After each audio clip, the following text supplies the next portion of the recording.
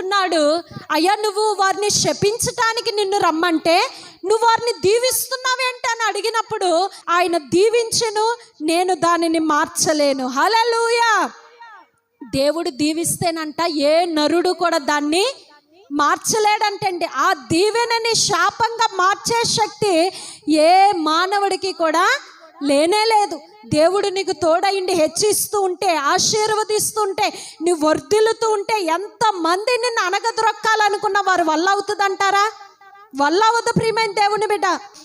యాకోబు నీ గుడారము, ఇశ్రాయేలు నీ నివాస స్థలం ఎంతో రమ్యమైనవి. హల్లెలూయా. ఇశ్రాయేలీలు దేవునికి ప్రియమైనటువంటి జనము. ప్రియమైన దేవుని బిడ్డ, రమ్యమైన వారినిగా దేవుడు వారిని చేశాడంటండి. వారి గుడారాల్ని దేవుడు విశాలపరిచాడు. ప్రియమైన దేవుని బిడ్డ, వారు ఎలా ఉన్నారంటే నీళ్ళ యొద్ద నాటబడిన దేవదారు వృక్షం వలె వారు ఉన్నారంట. అడవిలో నాటిన చెట్లు హగరు వృక్షం వలె దేవుడు వారిని చేస్తాడంటండి. హల్లెలూయా, హల్లెలూయా. అంటే వారు ఎంతో సొగసుగా ఉన్నారు, ఎంతో సౌందర్యంగా ఉన్నారు, ఎంతో రమ్యమైన వారుగా ఉన్నారు. ఎవరి దృష్టికండి?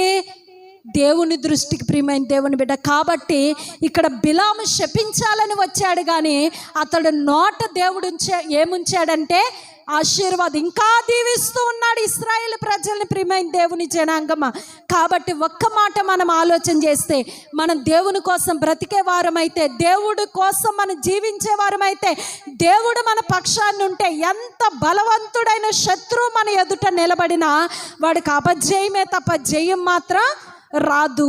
మనకి మాత్రం విజయమే. ఎందుకంటే ప్రియమైనటువంటి దేవుని జనాంగమా, మనలో ఉన్నవాడు లోకములో ఉన్నవాని కంటే గొప్పవాడు. హల్లెలూయా.